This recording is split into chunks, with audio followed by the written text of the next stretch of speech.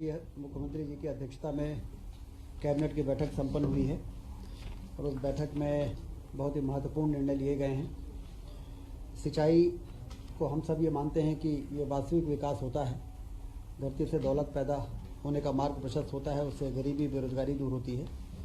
तो सिंचाई के क्षेत्र में कई योजनाओं की स्वीकृति आज मंत्रिमंडल में दी गई है, जिसमें राजगढ़ जिले की मोहनपुरा वृहद सिंचाई परियोजना की लागत 4,666 करोड़ रुपए, जिससे 1,51,495 हेक्टेयर की सिंचाई होगी। इसका जो रिवाइज्ड एस्टिमेट था, आज उसको स्वीकृति दी गई है।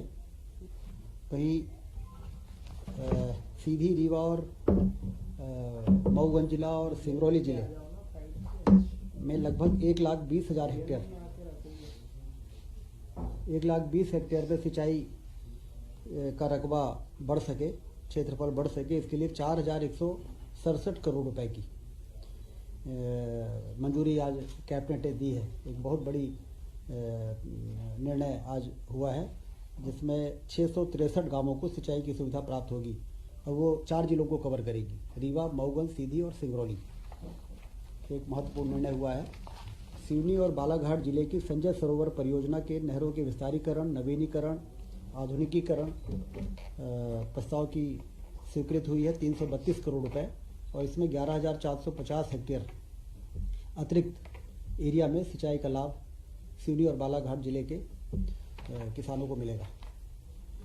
बाणसागर बहुउद्देशीय परियोजना जो रीवा और सीधी को कवर करती है, इसमें बहुती नहर को भारत सरकार की modernisation of command area development work, जिसमें 60% केंद्र राशि देता है और 40% राज्य सरकार देता है। इसमें 1,146 करोड़ रुपए की मतलब जो इरिगेशन की मूल योजना थी, उसको परिवर्तित करके माइक्रो इरिगेशन में कन्वर्ट किया गया है।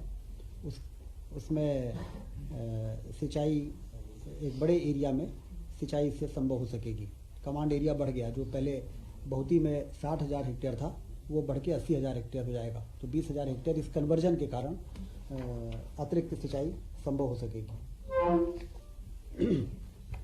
इसके साथ ही स्टार्टअप एंड इंक्यूबेशन के संबंध में किए जा रहे कार्यों का समावेश सूक्ष्म, लघु और मध्यम उद्योग विभाग के अंतर्गत करने हेतु मध्य प्रदेश कार्यान्वयन में संशोधन की कार्रवाई का निर्णय लिया गया है। प्रशासनिक इकाइयों के पुनर्गठन के लिए मध्य प्रदेश प्रशासनिक इकाई पुनर्गठन आयोग गठित किए जाने हेतु आयोग का गठन होगा। आयोग की टर्म्स ऑफ रेफरेंस, आयोग का स्वरूप, इन सब चीज़ों के लिए आयोग के गठन की स्वीकृति मिली है, जिससे और ज़्यादा बेहतर प्रशासनिक नियंत्रण पूरे प्रदेश में सुनिश्चित हो सकेगा। अनुसूचित जाति कल्याण विभाग के अंतर्गत अनुदान प्राप्त अशासकीय संस्थाओं के शिक्षक और कर्मचारियों को 1 जनवरी 2006 से 6वें वेतनमान का लाभ देने एवं 53.74 करोड़ के अनुमानित व्यय का अनुमोदन किया गया है। अब उन्हें भी 6वें वेतन आयोग का लाभ मिल सकेगा।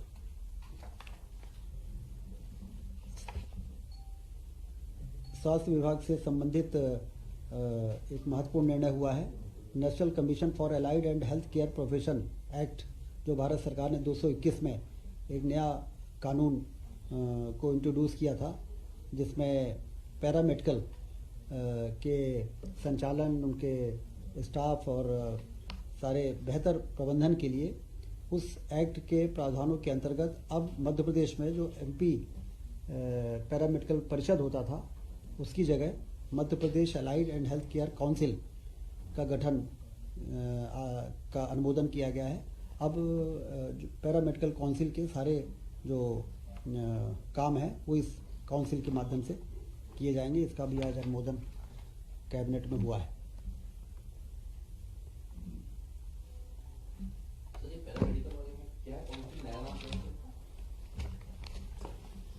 मध्य Pradesh allied and health care council, पहले MP नर्सिंग काउंसिल था। इसके साथ ही माननीय मुख्यमंत्री जी ने लगभग 17,000 करोड़ से अधिक के भूमि पूजन लोकार्पण माननीय प्रधानमंत्री महोदय द्वारा जो 29 को होना है, जो विकसित भारत संकल्प यात्रा का एक तरह से वो समापन भी होगा, जिसमें पूरे देश भर में लोकार्पण और शिलान्यास के काम होंगे। तो इसमें ये वर्चुअली किया जाएगा। इसमें सभी मंत्रीगण अपने अपने विधानसभा से इसमें शामिल होंगे और जनप्रतिनिधि जो होंगे वो भी अपने क्षेत्रों में उपस्थित रहेंगे। लाखों लोग वर्चुअली इस कार्यक्रम में जुड़ेंगे और भूमि पूजन और शिलान्यास के कार्यक्रम होंगे।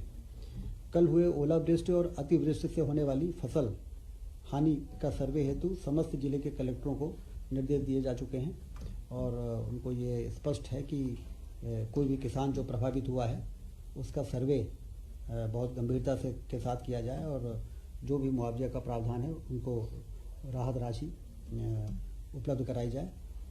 इसकी मॉनिटरिंग करने के लिए भी सभी मंत्री और विधायक और सांसदों को निर्देश हुए हैं कि वो अपने अपने क्षेत्रों में ये सुनिश्चित करें कि ठीक प्रकार से सर्वे और राहत राशि का वितरण हो जाए।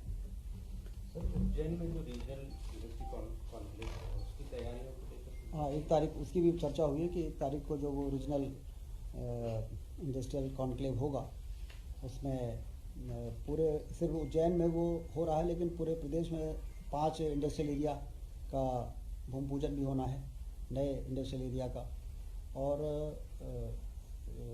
विभिन्न जिलों में जो इन्वेस्टमेंट के MOU साइन होंगे, तो सभी लोगों को ये है कि अपने अपने जिलों में रह के भूमि पूजन और लोकार्पण के कार्यक्रमों में यहाँ पर रहेंगे, जिससे उस एरिया में लोगों को ये जानकारी हो सके कि उज्जैन में हो रहे इस कॉन्क्लेव में हमारे क्षेत्र को क्या लाभ मिल रहा है।